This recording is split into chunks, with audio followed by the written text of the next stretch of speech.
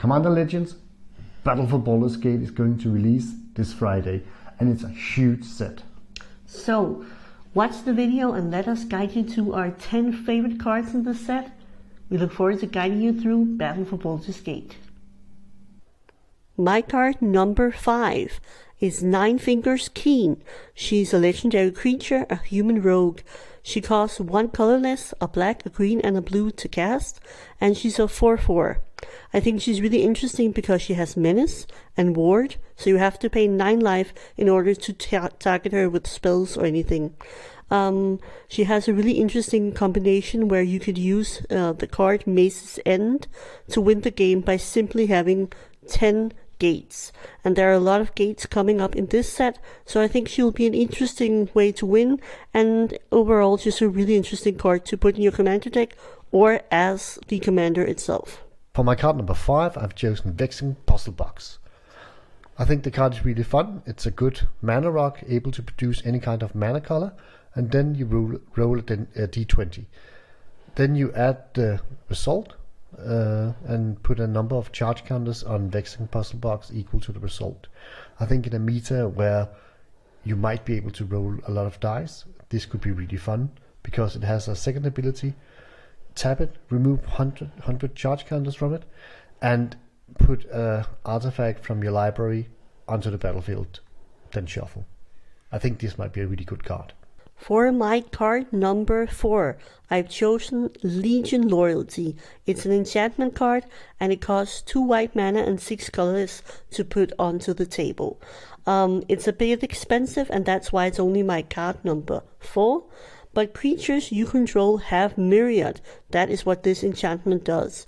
And this means that whenever a creature with Myriad attacks, for each opponent other than defending player, you may create a creature token that's a copy of that creature, tapped and attacking.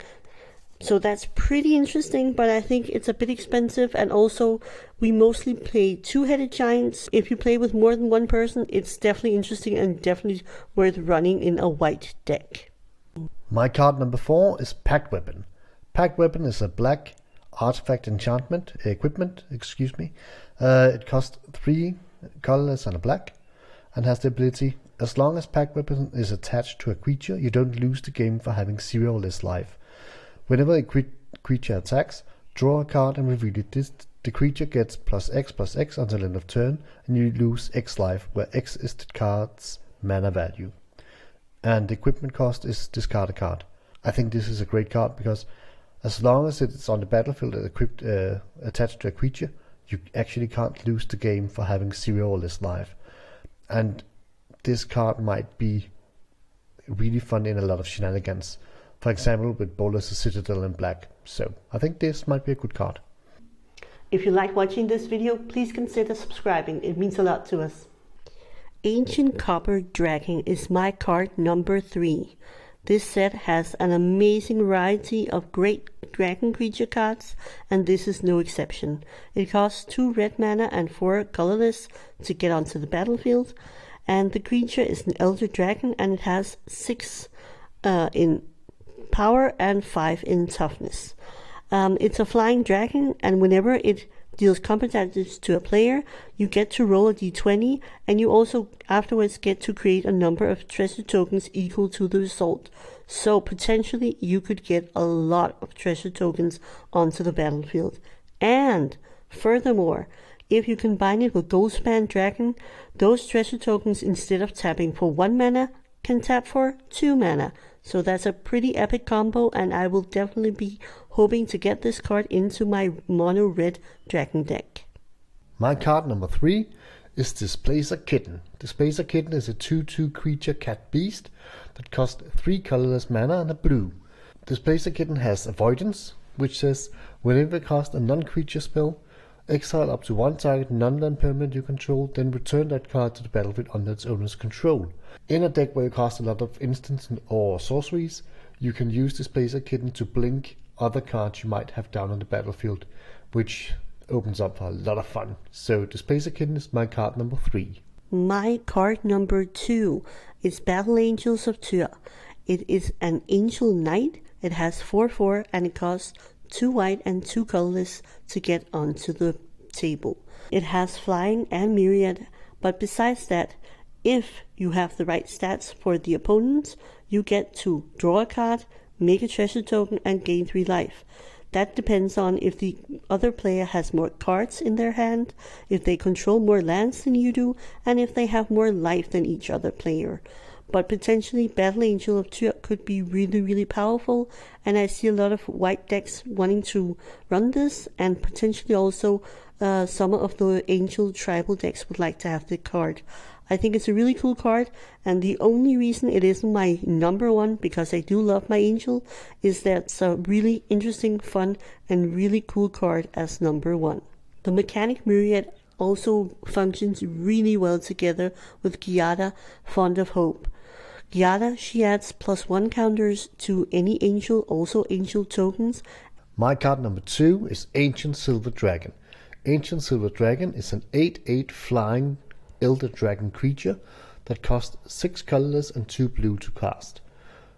Whenever Ancient Silver Dragon deals combat damage to a player, roll a d20. Draw cards equal to the result. You have no maximum hand size for the rest of the game.